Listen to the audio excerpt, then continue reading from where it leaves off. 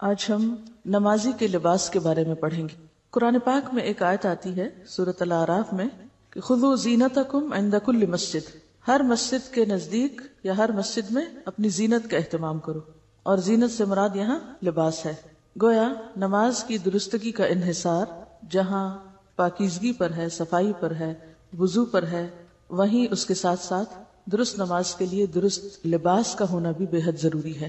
اگر لباس مناسب نہ ہو، سطر کے تقاضے پورے نہ کرتا ہو تو نماز ضائع ہو جاتی، کوشش رائے گاں جاتی۔ تو اس لیے یہ بھی ایک بہت اہم باب ہے۔ اب یہاں پر چونکہ مرد اور عورت کا فرق بھی ہے، اس لیے کچھ چیزیں اس حوالے سے آپ کے سامنے آئیں گی، اور اسی طرح کچھ احادیث ایسی بھی آپ پڑھیں گے جن میں منیمم لباس کا ذکر ہوگا کہ جس میں ایک شخص کی نماز ہو سکتی ہے۔ پہلی حدیث ہے، رسول اللہ صلی اللہ علیہ وسلم نے فرمایا، لا يصلي احدكم في الثوب الواحد ليس على عاتقيه شيء، کوئی شخص کپڑے میں اس طرح نماز نہ پڑھے کہ اس کے کندھے ننگے ہوں۔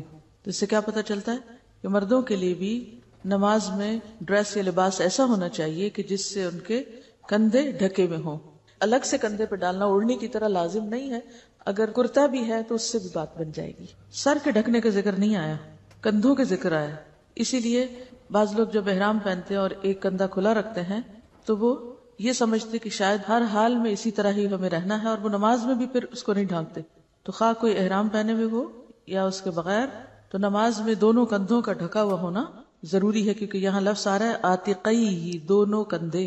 جہاں تک سر کا تعلق ہے تو سر ڈھانکنا مستحب ہے، پسندیدہ ہے، لیکن اگر کوئی مرد سر نہ ڈھانکے اور نماز پڑھ لے تو ایسا نہیں کہ وہ کوئی غلط کام کر رہا ہے یا اس کی نماز ہوگی نہیں، نماز ہو جاتی۔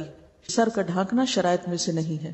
حضرت عمر بن ابی سلمہ بیان کرتے ہیں کہ میں نے رسول اللہ صلی اللہ علیہ وسلم کو حضرت ام سلمہ رضی اللہ عنہا کے گھر میں ایک ہی کپڑے میں لپٹے ہوئے نماز پڑھتے دیکھا۔ عمر بن ابی سلمہ کون ہے؟ آپ کے کیا لگتے ہیں؟ ربیب ہیں، حضرت ام سلمہ کے بیٹے ہیں جو پچھلے شوہر یعنی ابو سلمہ سے تھے۔ تو وہ اپنی والدہ کے گھر حضور صلی اللہ علیہ وسلم کو، جو اس وقت آپ کی اہلیہ تھی، نماز پڑھتے ہوئے دیکھتے ہیں کہ ایک ہی کپڑا ہے اوپر سے نیچے تک، کہ آپ نے اس کی دونوں طرفیں اپنے کندھوں پر رکھی ہوئی تھی۔ صحابہ کرام نبی کریم صلی اللہ علیہ وسلم کے ساتھ نماز پڑھتے تھے، اور وہ اپنے تہبندوں کے چھوٹے ہونے کے سبب اپنی گردنوں پر باندھے ہوتے تھے، یعنی تہبند کا ایک حصہ اوپر سے بھی باندھ لیتے تھے۔ اور عورتوں سے کہہ دیا گیا تھا کہ جب تک مرد سیدھے ہو کر بیٹھ نہ جائیں اس وقت تک تم اپنے سر سجدے سے نہ اٹھانا، کیونکہ اس میں اہتمام تھا کہ کہیں جب وہ جھکے تو ان کی کوئی حصہ ایسا جو قابل ستر ہے وہ نظر نہ آئے۔ اب اس سے یہ بھی پتہ چلتا ہے کہ اس دور میں خواتین مسجد میں نماز پڑھتی تھی، اور اس طرح پڑھتی تھی کہ مردوں اور عورتوں کے بیچ میں کوئی دیوار یا کپڑا یا ستر یا چیز نہیں ہوتی تھی، اسی لیے ان کو کہا جا رہا ہے نا کہ وہ بعد میں سر اٹھائیں، تاکہ پہلے مرد اٹھا چکیں۔ حضرت محمد بن المنکدر رحمۃ اللہ علیہ بیان کرتے ہیں کہ میں حضرت جابر بن عبداللہ کے پاس آیا تو وہ ایک کپڑے میں لپٹے ہوئے نماز پڑھ رہے تھے، اور ان کی چادر ایک طرف رکھی ہوئی تھی۔ جب وہ نماز سے فارغ ہوئے تو ہم نے ان سے کہا کہ اے ابو عبداللہ، آپ کی چادر پڑی رہتی ہے اور آپ نماز پڑھ لیتے ہیں؟ تو انہوں نے فرمایا، ہاں، میں نے نبی کریم صلی اللہ علیہ وسلم کو اسی طرح نماز پڑھتے دیکھا ہے، اور میں نے یہ چاہا کہ ایسا ہی کروں تاکہ تمہارے جیسے جاہل مجھے اس طرح نماز پڑھتے ہوئے دیکھ لیں کہ اس طرح نماز ہو جاتی۔ اس بات کو آپ سمجھنے کے لیے کہ کس طرح وہ ایک کپڑے میں پڑھتے تھے، آپ یوں سمجھے جیسے ساڑی ہوتی ہے نا، ایک ہی کپڑا ہوتا ہے نا ساڑی، کچھ حصہ نیچے کو ریپ کر لیتے ہیں اور کچھ پھر اوپر سے لپیٹ لیتے ہیں، تو وہ پہننے کا انداز ایسا ہوتا تھا کہ جس سے نیچے کا سطر بھی اور پھر کندھے بھی ڈھک جاتے تھے۔ اس بات کو اتنا واضح کرنے کی ضرورت کیوں تھی کہ کوئی بھی ایسا شخص جس کے پاس کم سے کم لباس بھی ہو تو وہ یہ نہ کہے کہ میں نماز نہیں پڑھ سکتا چونکہ میرے پاس تو لباس ہی نہیں ہے، اور کم لباس میں نماز ہی نہیں ہوتی۔ نہیں، نماز ہو جاتی ہے اگر آپ سطر کی ان حدود کو پورا کر دیں، ان حصوں کو ڈھانک لیں جن کا ڈھانکنا ضروری ہے، چاہے وہ ایک کپڑا ہو یا دو ہو یا تین ہو۔ رسول اللہ صلی اللہ علیہ وسلم نے نماز میں منہ ڈھانپنے اور صدل کرنے سے منع فرمایا ہے۔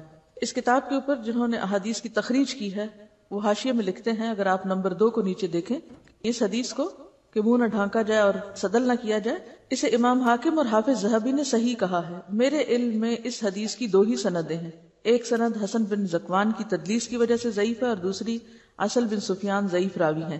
اس سے پتہ کیا چلتا ہے کہ اگرچہ روایت موجود ہے مگر ضعیف ہے۔ اس حدیث میں منہ ڈھانپنے سے روکا گیا ہے، لیکن بعض جگہیں ایسی ہوتی جہاں پر سخت لو پڑ رہی ہوتی، یا خواتین ہیں جو نقاب اوڑے ہوئے ہیں، یا پھر سخت سردی کا موسم ہے کہ جس میں آپ کو جسم کے ساتھ منہ بھی ڈھانکنا ہے، تو کیا ایسے میں پھر نماز نہیں ہوگی؟ کیا ہوگا؟ تو اس میں یہ ہے کہ یہ روایت ضعیف ہے، نماز ہو جاتی ہے اگر منہ ڈھکا ہوا ہو۔ عام حالات میں، نارمل حالات میں انسان کو اس طرح نہیں کرنا چاہیے، لیکن اگر ضرورت ہو تو ایسا کیا جا سکتا ہے، کیونکہ جن ملکوں میں بہت سخت سردی ہوتی ہے وہاں پر آپ ناک ننگا نہیں رکھ سکتے، ورنہ ناک ٹوٹ کے گر جائے گا، وہ بھی فریز ہو جائے گا۔ تو کہنے کا مطلب یہ ہے کہ دین میں بہت وسعت ہے۔ صدل کیا ہوتا ہے؟ کسی چادر یا کپڑے کو اس طرح اوڑھنا کہ دونوں طرف سے آگے کو لٹکا لیا جائے بغیر اس کے کہ اس کی ایک بل دیا جائے یا اس کو آگے سے باندھا جائے، یعنی کھلا چھوڑ دیا جائے۔ تو ویسے ہی جیسے آپ دوپٹہ اوڑھیں اور اس کے دونوں کنارے اگلی طرف کو کھلے چھوڑ دیں، جیسے اسکارف بھی بالکل ہی کھلا چھوڑ دیں آپ، یعنی اوپر سے نیچے۔ اس سے کیوں روکا گیا ہے؟ کیونکہ اس سے نماز کے خشوع پہ فرق پڑتا ہے۔ جب آپ رکوع کرتے ہیں وہ آگے لٹک جائے گا، پھر جب آپ اٹھیں گے اور سجدے میں جائیں گے اور ہو سکتا ہے آپ کے گھٹنوں کے نیچے وہ آ جائے، جب دوبارہ آپ اٹھیں تو ان کو نکالتے نکالتے آپ کی نماز میں اتنی حرکت ہو جائے کہ آپ کا سارا خشوع ختم ہو کر رہ جائے۔ تو مراد اس سے یہ ہے کہ ایسا لباس نہیں پہننا چاہیے کہ جس کے پہننے سے انسان کی نماز کی ادائیگی میں کسی قسم کا کوئی خلل آئے۔ رسول اللہ صلی اللہ علیہ وسلم کے ساتھ عورتیں نماز فجر ادا کرتی تو وہ اپنی چادروں میں لپٹی ہوئی ہوا کرتی تھی۔ اس سے پتہ چلتا ہے کہ عورت کو چادر میں لپٹ کر نماز پڑھنا چاہیے۔ رسول اللہ صلی اللہ علیہ وسلم نے فرمایا، بالغہ عورت کی نماز اوڑھنے کے بغیر نہیں ہوتی۔ تو اس سے یہ پتہ چلتا ہے کہ عورت کو نیچے والے ڈریس کے علاوہ جیسے لمبا قمیض پہنی ہوئی ہے یا کیپ رکھی ہوئی ہے تو صرف وہ کافی نہیں، عورت کے لیے اوڑھنی ضروری، یعنی دوپٹہ ضروری ہے، اب اس اسکارف کی قسم کا ہو یا پھر سیدھا لمبا دوپٹہ ہو یا چادر ہو، تو یہ لازم ہے۔ بعض لوگ یہ کہتے ہیں نا کہ اگر ہم نے کوٹ پہنا ہوا ہے اور اوپر سے کیپ پہن لیں اور ہمارا سر ڈھک جائے تو یہ کافی ہے، یا بعض لوگ اسکارف اس طرح اڑتے ہیں کہ وہ سارے کا سارا کوٹ کے اندر ڈال لیتے ہیں اور اوپر سے کوئی چیز لپٹی بھی نہیں آتی، تو یہ درست نہیں۔ یعنی عورت کی نماز کے لیے کیا ضروری ہے کہ دوپٹہ یا اسکارف یا چادر وٹ ایور اوپر سے اس طرح بکل اس کی ماری جائے اور اس میں نماز پڑھی جائے۔ یعنی یہ واضح حدیث ہے کہ عورت کی نماز اوڑھنے کے بغیر نہیں ہوتی، دوپٹے کے بغیر نہیں ہوتی۔ حضرت ام سلمہ رضی اللہ عنہا فرماتی ہیں، عورت اوڑھنی اور ایسے لمبے کرتے میں نماز پڑھے جس میں اس کے قدم بھی چھپ جائیں، یعنی نیچے تک آنا چاہیے، ٹخنے وغیرہ ڈھکے ہوئے ہونے چاہیے۔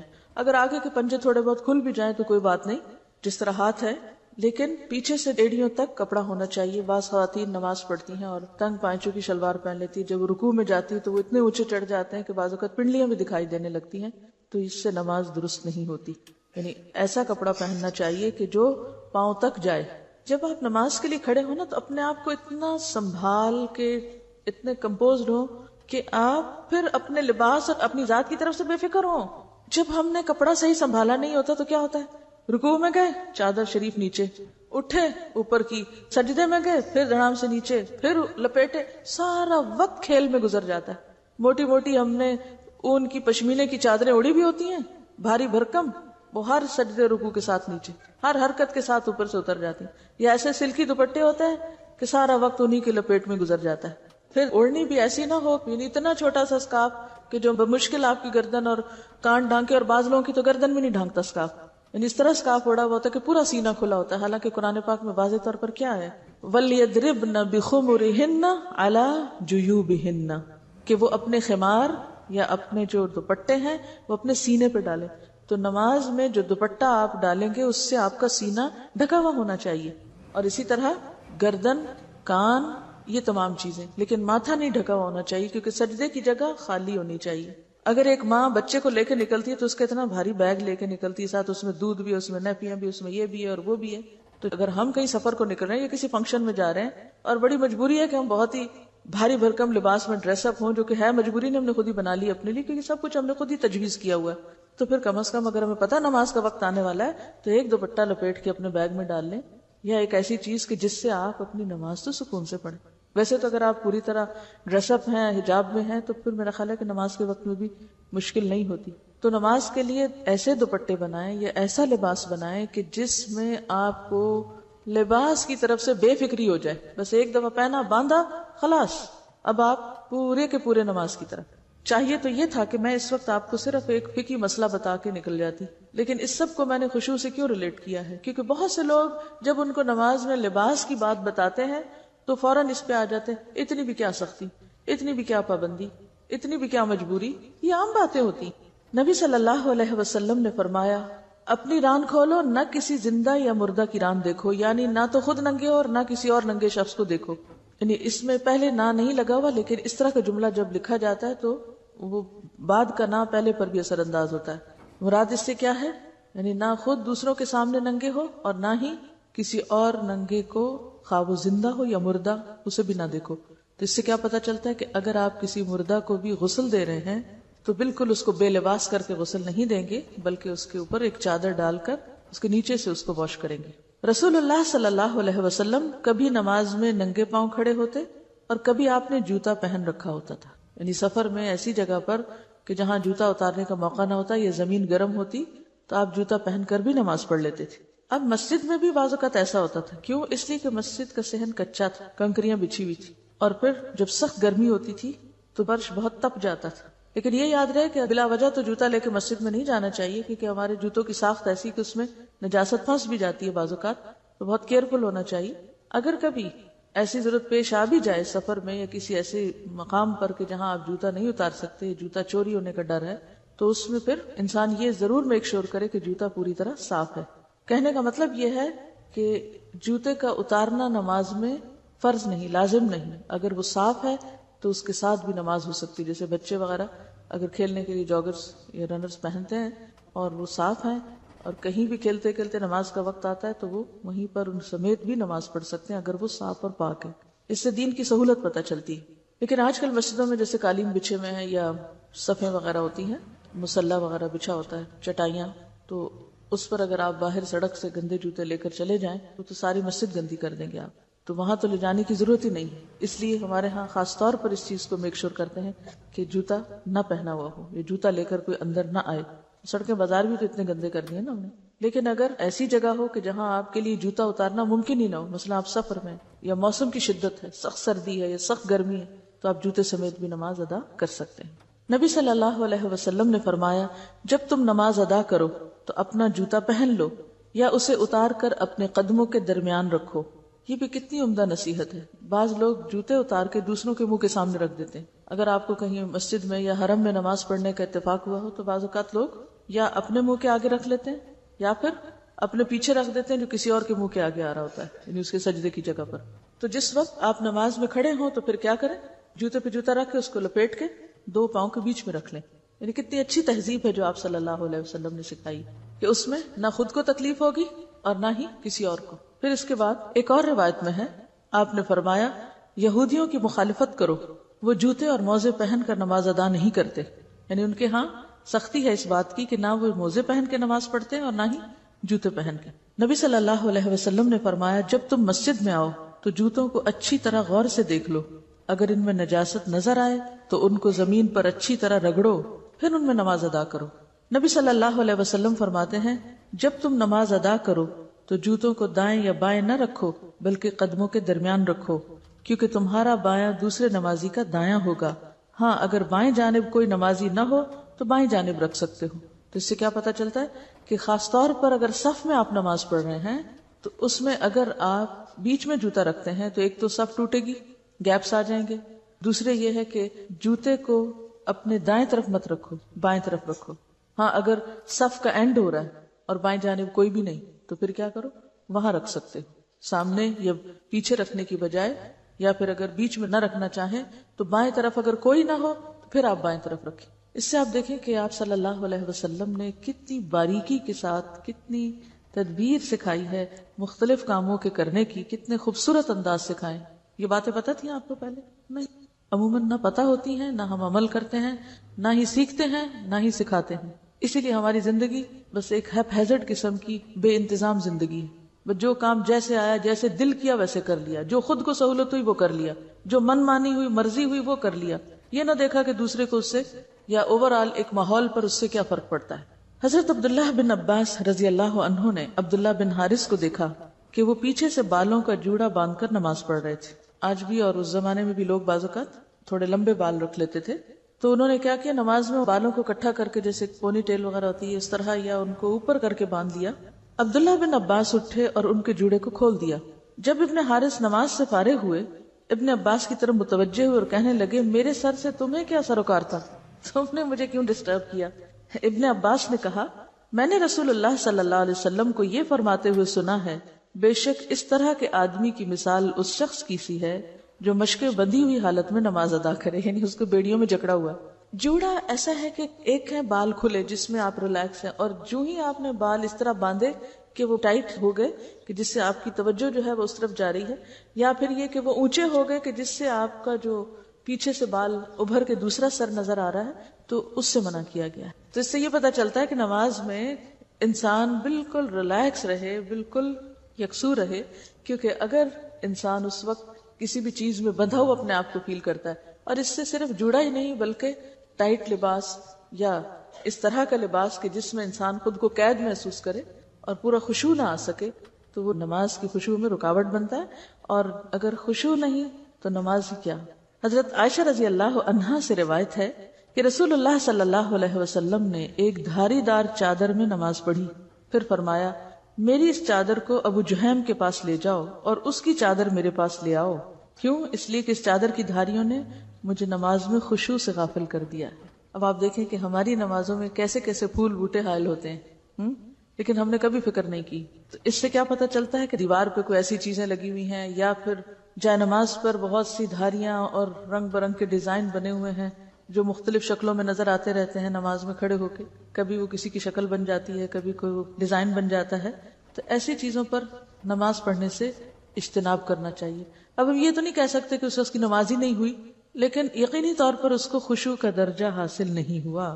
اسی طرح صحابہ کرام رسول اللہ صلی اللہ علیہ وسلم کے پیچھے نماز پڑھتے ہوئے گرمی کی شدت سے سجدے کی جگہ کپڑے کا کنارہ بچھا لیتے تھے، یعنی زمین پر کچھ بھی نہیں ہوتا تھا، وہ جب نیچے آتے سجدہ کرتے تو اپنے ہی لباس کا ایک حصہ سجدے کی جگہ پر رکھ لیتے تھے اور اس پہ سجدہ کر لیتے۔ یہ ایسے ہی ہے جیسے مثلا آپ کسی ایسے کارپٹ پہ نماز پڑھیں جو انتہائی گندا ہے۔ کئی دفعہ ایسا اتفاق ہو جاتا ہے نا، آپ کسی شادی میں جاتے ہیں تو شادی کے موقع پر تو لوگ کھانا خود بھی کھاتے ہیں، پلیٹوں میں بھی چھوڑتے ہیں، کارپٹ کو بھی کھلاتے ہیں، پھر بہرحال باقی لوگ اس کو صاف تو کر دیتے ہیں، لیکن اگر کبھی کسی ایسے موقع پر آپ کو نماز پڑھنی پڑے تو سجدے میں خشوع نہیں آتا، کیونکہ اندر سے ایسی اسمیل اور ایسا گھٹن محسوس ہوتی ہے کہ انسان ٹکا نہیں سکتا سر۔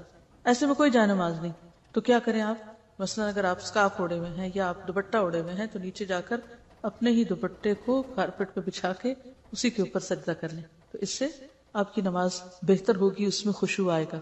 جہاں تک ان سارے احکام کا تعلق ہے، اس میں دو بڑی باتیں سمجھ آتی ہیں، یعنی لباس کے سارے چیپٹر کو پڑھنے کے بعد دو چیزیں سمجھ میں آتی ہیں۔ ایک تو یہ کہ انسان جب اللہ کے حضور حاضر ہوتا ہے یا نماز پڑھتا ہے تو وہ ایسے ہی ہے جیسے کسی بادشاہ کے دربار میں جاتا ہے۔ جب آپ کسی بڑے سے ملنے کے لیے جاتے ہیں، اس کی ملاقات کے لیے، تو آپ کیا کرتے ہیں؟ صاف ستھرے ہو کر جاتے ہیں، سج بن کے جاتے ہیں، کپڑے پہن کے جاتے ہیں، فارمل ڈریس میں جاتے ہیں۔ آپ نے دیکھا ہوگا کہ بعض گیدرنگز ایسی ہوتی ہیں کہ جن میں انویٹیشن کے پیچھے ڈریس کوڈ لکھا ہوتا ہے، حالانکہ وہ انسانوں کی قائم کردہ مجلس ہے۔ تو اگر ان میں ڈریس کوڈ کا اہتمام ضروری ہے تو خالق کائنات اور بادشاہ کائنات کی مجلس میں ڈریس کوڈ کا اہتمام کیوں ضروری نہ ہو؟ اسی لیے جو پہلی آیت میں نے آپ کو سنائی تھی اس میں کیا تھا؟ خذوا زینتکم عند کل مسجد، کہ نماز میں زینت کا اہتمام کرو، اور زینت سے مراد یہاں صاف ستھرا لباس ہے، ستر والا لباس ہے، کیونکہ لباس بہرحال انسان کی شخصیت پر اثر انداز ہوتا ہے، اس کے صرف ظاہر پر نہیں، اس کے باطن پر بھی اثر انداز ہوتا ہے۔ آپ جس طرح کا لباس پہنتے ہیں آپ کے دل کی کیفیت ویسی ہی ہو جاتی۔ کبھی محسوس کیا آپ؟ اگر آپ ہاف سلیوز پہنے ہوئے ہو تو آپ کی فیلنگ اور ہوگی، آپ ٹرائٹ ڈریس پہنے ہوئے ہو تو آپ اور طرح چلیں گے، اور طرح سوچیں گے، اور اگر آپ ڈھیلا ڈھالا کیجول لباس پہنے ہوئے تو اور طرح۔ رات کو اگر آپ سونے کا لباس پہنے ہوئے تو آپ کی سوچ اور آپ کی کیفیت اور ہوگی، اور اگر آپ کہیں گھر سے باہر ہیں اور باحجاب ڈریس میں ہیں تو آپ کی فیلنگ ہی اور ہو جائے گی۔ تو یہ ایک مانی ہوئی بات ہے کہ انسان کے جسم کے اوپر جو کچھ ہے وہ صرف اوپر نہیں رہتا بلکہ اس کے اندر تک اثر انداز ہوتا ہے۔ تو نماز میں چونکہ خشوع شرط ہے، قد افلح المؤمنون الذین هم فی صلاتهم خاشعون، لہذا ہر وہ کام ہمیں کرنے کی ضرورت ہے جس سے نماز میں خشوع آئے، جس کے لیے نمبر 1 طہارت کی ضرورت ہوتی ہے، نجاست سے پاک ہونا ضروری ہوتا ہے، نمبر 2 باوضو ہونا ضروری ہوتا ہے، نمبر 3 پھر صحیح لباس میں ہونا ضروری۔ تو لباس کا ایک مقصد جہاں خالق کائنات کے سامنے زیب و زینت میں جانا ہے، اللہ کی ملاقات کے وقت ایک اچھی حالت میں ہونا ہے، اور ایک فارمل ڈریس کوڈ کے ساتھ ہونا ہے. وہاں دوسری طرف نماز کی خشوع و خضوع کا اہتمام بھی ضروری ہے، اور اس لباس کا مقصود یہ بھی ہے کہ نماز میں خشوع آئے اور دھیان اللہ ہی کی طرف رہے. اس لیے لباس میں بھی ہر وہ چیز منع کر دی گئی جو کسی بھی طرح خشوع پر اثر انداز ہو. آپ دیکھیے کہ نماز میں جو التفات قلبی ہے اس سے منع کیا گیا ہے. التفات کا کیا معنی ہوتا ہے؟ ملتفت ہونا. اس نے میری طرف کوئی التفات نہ کیا. التفات کیا ہے؟ توجہ کرنا، مائل ہونا. تو نماز میں اللہ کے علاوہ کسی دوسری چیز کی طرف مائل ہونا یا توجہ کرنا درست نہیں. دائیں یا بائیں جھانکنے سے منع کیا گیا ہے. یہ دو طرح کا ہوتا ہے التفات. نمبر 1 التفات قلب اور نمبر 2 التفات بصر. التفات قلب کا کیا مطلب ہوتا ہے؟ اللہ کی طرف سے دل ہٹا کر غیر اللہ کی طرف لگانا. اور التفات بصر کیا ہے؟ اللہ کی طرف سے نظر ہٹا کر غیر اللہ کی طرف لگانا. یہ دونوں چیزیں منع. جب تک انسان نماز کی طرف متوجہ رہتا ہے اللہ تعالیٰ اس کی طرف متوجہ رہتے ہیں، اور جب دل یا آنکھ کی توجہ غیر اللہ کی طرف ہو جاتی ہے تو اللہ تعالیٰ بھی اس سے اعراض کر لیتے ہیں، منہ موڑ لیتے ہیں. نقصان کیا ہے التفات قلبی یا التفات بصر کا؟ کہ جب تک آپ کا دھیان اللہ کی طرف ہے، آپ کے دل میں اللہ کی یاد ہے، آپ کی نگاہ ایک خاص مقام پہ ٹکی ہوئی ہے اور ادھر ادھر نہیں دیکھ رہے، تو آپ پر اللہ کی رحمت ہے. اور اگر آپ نے منہ موڑ لیا تو اللہ تعالیٰ بھی منہ موڑ لے گا. رسول اللہ صلی اللہ علیہ وسلم نے فرمایا، مسند احمد، ابو داؤد اور نسائی کی روایت ہے، نمازی جب تک نماز میں ادھر ادھر نہ جھانکے تو اللہ تعالیٰ اس کی طرف متوجہ رہتے ہیں، مگر جب اللہ تعالیٰ سے دھیان ہٹا لیتا ہے تو اللہ تعالیٰ بھی توجہ پھیر لیتے ہیں. کبھی محسوس کیا آپ نے یہ بات؟ جانتے نہیں، محسوس کہاں سے کریں گے کہ ہمارے ادھر ادھر دھیان کرنے سے ہم پہ کیا نقصان ہے. بعض لوگ ہیں بیچ گھر کے کھڑے ہو جاتے ہیں، جو آتا جاتا ہے گزرتا ہے، جو کوئی کام ہوتا ہے ادھر ادھر بھی دیکھتے جاتے ہیں، نماز بھی پڑھتے جاتے ہیں، پورا دھیان رکھتے ہیں ہر چیز کی طرف. کس کی آواز آ رہی ہے، کون آیا، کون گیا، بیل تو نہیں بجی، دروازہ تو نہیں کھٹکا. یہ التفات قلبی ہے، اور بعضوں کا ساتھ التفات بصر بھی انتہائی ناپسندیدہ. آپ رکھیے اپنے آپ کو، اگر آپ سے کوئی بات کر رہا ہو، آپ سے کوئی ملاقات کرنے آئے، بعضوں کا تو ہوتا ہے نا کوئی آپ سے ملنے آیا، ہم اللہ کی ملاقات کو جاتے ہیں نماز میں، آپ سے کوئی ملنے آیا ہے، آپ اس سے بات کر رہے ہیں، آپ اس کی طرف متوجہ، آپ سارے کام کاج چھوڑ کے اس کے پاس بیٹھے ہیں، اور وہ کبھی دیکھنے لگتا ہے کہ آپ نے گھر میں کیسے پردے لگا رکھے ہیں، آپ نے کپڑے کیسے پہنے ہوئے ہیں، ادھر سے ادھر، نیچے سے اوپر، دائیں سے بائیں. کیسا لگے گا آپ کو؟ دل چاہے گا اٹھ کے چلے جائیں، یہ مجھ سے ملنے آئے یا میرے گھر سے ملنے آیا. لیکن یہ کہ آج کل لوگوں کو یہ برا نہیں لگتا، اس لیے کہ لوگ اپنے گھر آنے پہ اتنا اصرار کرتے ہیں. میرے ساتھ اکثر ایسا، تو لوگ کہتے ہیں ہمارے گھر ہے، میں کہتی بھی آپ سے ملنا تھا، آپ سے مل لیا. گھر کس لیے آؤں؟ اس لیے کہ ہم نے اتنے اچھے ڈرائنگ روم سجائے ہوئے ہوتے ہیں. یعنی میں کسی کی نیت پہ شک نہیں کرتی، کوئی اور نیت بھی ہوگی، لیکن بعض اوقات یہ ہوتا ہے کہ اتنا کچھ ہم نے سجا رکھا ہوتا ہے کہ ہم اپریسیشن چاہتے ہیں، کوئی آئے اور وہ نمائش دیکھے. اچھا پھر اس کے لیے کیا کرتے ہیں؟ لا کے بٹھا کے چھوڑ کے چلے جاتے ہیں. آپ نظارہ کرو، اور کچھ نہیں تو یہ البم رکھے ہوئے، ان کو کھول کے دیکھو، ہمارے زیور دیکھو، جیولری دیکھو، کپڑے دیکھو. کیا زندگی ہو چکی، کن چیزوں میں الجھ گئے، کہاں اٹک گئے، کن چیزوں کو خدا بنا لیا، کن چیزوں کو پوج رہے ہیں. اصل چیز تو انسان ہے، اور انسان کی محبت اور انسان کی ملاقات تو کہیں بھی ہو سکتی. اس کے لیے ضروری نہیں ہوتا کہ کوئی آپ سے محبت کا اظہار جب ہی کرے گا جب وہ آپ کے گھر آئے گا. تو اسی طرح اللہ سے جو ملاقات ہے نماز کی شکل میں، اس میں باقی سب چیزیں پیچھے چلی جائیں. نماز میں کھڑے ہونے کی جگہ، پوزیشن، لباس، ہر چیز ایسی ہونی چاہیے کہ جس سے خشوع میں مدد ملے، کیونکہ اگر آپ نے اللہ کی طرف توجہ نہ کی تو وہ بھی آپ سے توجہ پھیر لے گا. رسول اللہ صلی اللہ علیہ وسلم سے جب نماز میں دائیں بائیں جھانکنے کے متعلق دریافت کیا گیا تو آپ نے فرمایا، شیطانی جھپٹ ہے. یہ کیا ہے؟ شیطانی جھپٹ ہے، جو کہ شیطان نمازی کی نماز سے جھپٹ مارتا ہے. ہم نماز پڑھ رہے تھے پوری توجہ سے، ادھر سے شیطان آ جاتا ہے اور ہمارا دھیان دل یا نگاہ سے ادھر ادھر کراتا ہے، تو وہ دراصل کیا کرتا ہے؟ جھپٹا مارتا ہے ہماری نماز میں سے، پوری نہ ہونے پائے، گویا وہ اپنا حصہ لیتا ہے اس میں سے. ایک حدیث میں آتا ہے، یقول اللہ تعالی الی خیر منی الی خیر منی، اللہ تعالیٰ فرماتے ہیں کیا مجھ سے بہتر کسی اور ہستی کی طرف جھانکتا ہے؟ کیا مجھ سے بھی اچھی کوئی چیز ہے؟ مجھ سے بہتر تجھے کچھ نظر آ گیا کہ ادھر دیکھتا ہے؟ آپ ذرا اس چیز کو محسوس کریں کہ جب ہم دھیان ہٹا کے کوئی اور ہی باتیں سوچنا شروع کر دیتے ہیں اور کوئی اور ہی چیزیں دیکھنے لگتے ہیں یا کہیں اور ہی کان لگا دیتے ہیں، اور توجہ نماز میں تو کم ہوتی ہے اور ادھر ادھر بہت زیادہ ہوتی ہے، تو اللہ تعالیٰ کیا فرماتے ہیں؟ الی خیر منی، کدھر دیکھتے ہو؟ مجھ سے اچھی کوئی چیز مل گئی تم کو؟ حسان بن عطیہ کا قول ہے، دو آدمی ایک ہی نماز میں کھڑے ہوتے ہیں لیکن ان دونوں کے درمیان زمین و آسمان کا فرق ہوتا ہے. ایک ہی نماز پڑھ رہے ہوتے ہیں دو لوگ، ایک ہی صف میں کھڑے ہوتے ہیں، لیکن دونوں کی نماز میں زمین اور آسمان کا فرق. کیسے؟ ایک کا خیال پورا اللہ کی طرف، اور دوسرا بھی بظاہر ایسے ہی نظر آ رہا ہے کہ وہ بھی نماز ہی پڑھ رہا ہے، لیکن اس کے دل کا دھیان اور سوچیں اور خیالات معلوم نہیں کہاں کہاں سرگرداں.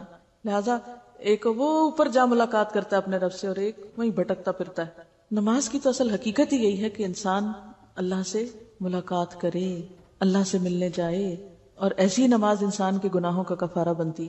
اور ایسا ہی شخص جب نماز سے فارغ ہوتا ہے تو اس کے دل کا حال کیا ہوتا ہے؟ کیا حال ہوتا ہے؟ جب آپ اچھی سے نماز پڑھ کے اٹھیں، ایسے لگتا ہے ایک بوجھ ہٹ گیا، خوش ہو کر آپ نکلتے ہیں اس سے، اگلی نماز کا انتظار کرتے ہیں، کیونکہ آپ کو خوشی ملی نا، کیونکہ جس چیز کو آپ انجوائے کرتے ہیں اسے آپ بار بار کرنا چاہتے ہیں. لیکن چونکہ ایک نماز ہی ٹھیک نہیں پڑھتے، لہٰذا اس میں مزہ نہیں آتا، تو اگلی کہاں سے پڑھنے کو دل چاہے گا؟ تو وہ کیسی نماز ہوتی ہے جسے آنکھوں کی ٹھنڈک کہا جاتا ہے، جسے دل کا سکون کہا جاتا ہے، جو روح کی تسکین کا سبب بنتی، جو دنیا میں ہی اس کو ایک جنت کا مزہ چکھا دیتی، جیسے وہ جنت سے ہو کے آ رہا ہے. ایسی خوشی اس کے دل کو دیتی، اور جسم بھی اور دل اور روح ہلکا پھلکا ہو جاتا ہے.